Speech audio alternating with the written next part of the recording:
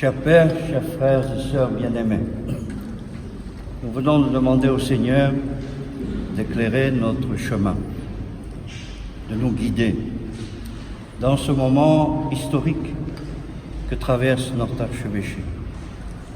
Il y a deux voies, la voie de la mort et la voie de la vie.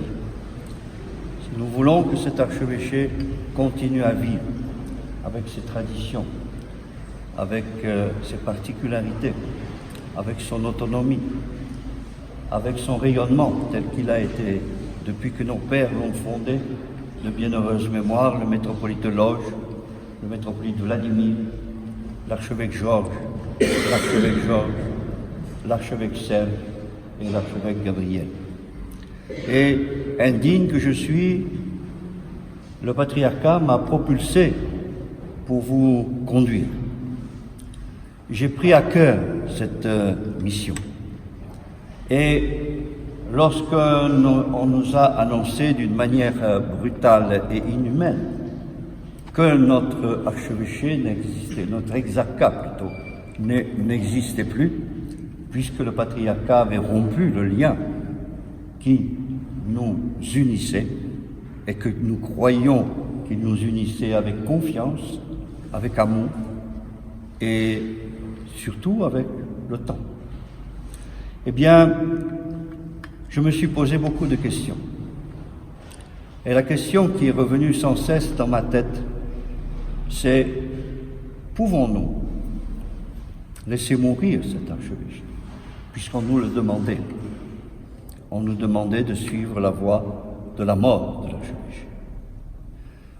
Et dans ma prière et ma réflexion, je n'aime pas tellement parler de moi-même, mais je vous le dis ce soir, m'est apparu que le chemin de la barque de cet archevêché était le port d'où il était parti, c'est-à-dire le retour vers l'Église qui avait donné naissance à cet archevêché.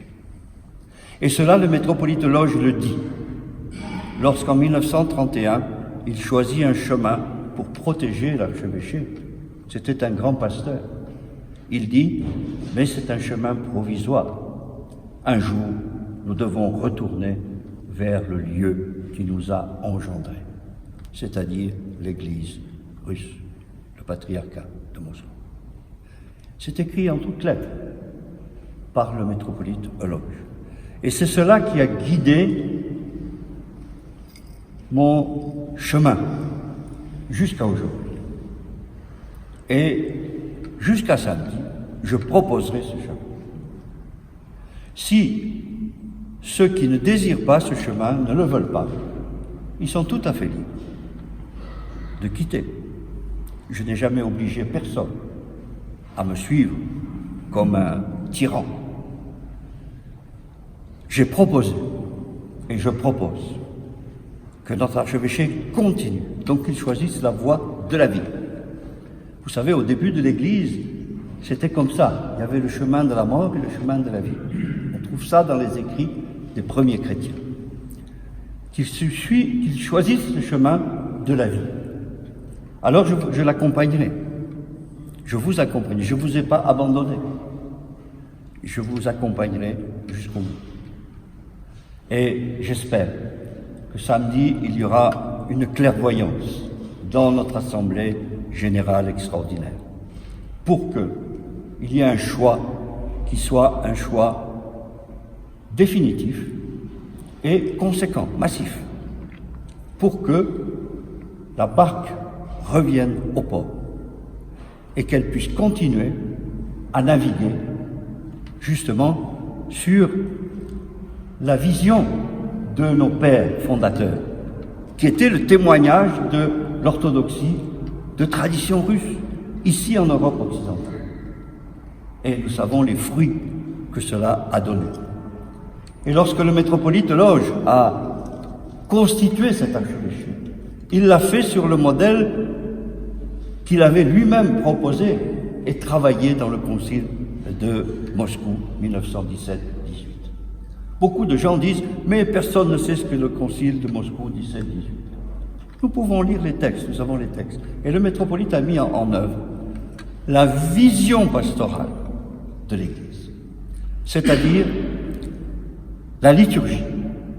Pour lui, c'était essentiel que la liturgie soit le pivot de notre vie chrétienne, de notre vie spirituelle, de notre vie de témoin du Christ.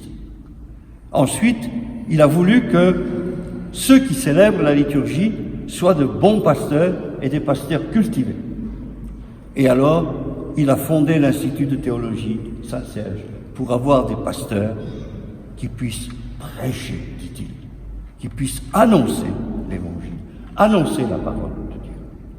Et c'est ce qu'il a fait, et c'est ce que notre archevêché a essayé de faire tout au long de sa vie. Et c'est ça, le témoignage. Et nous sommes des témoins, ici, en Europe occidentale, nos paroisses, de cette ouverture, de cette disponibilité, de cette proclamation de l'Évangile. Nous le faisons dans toutes les langues.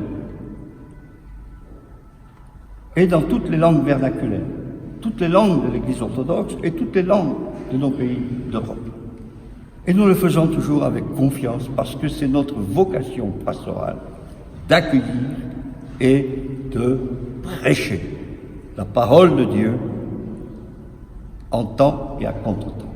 C'est ça notre mission. Alors, frères et sœurs, je suis très touché d'avoir organisé ce soir cette veillée de prière pour que l'Esprit Saint descende sur chacun d'entre nous qui allons avoir le redoutable, la redoutable responsabilité de dire ce que nous voulons pour le futur de notre archevêché. Ou nous voulons un futur, ou nous, simplement, n'existons plus comme archevêché. Peut-être nous pouvons exister comme paroisse. Notre cathédrale a été dégradée, vous savez, elle n'est plus qu'une église. Ce n'est plus une cathédrale parce qu'il n'y a plus d'évêque et c'est simplement une église. Donc, soyons attentifs dans le choix que nous allons faire.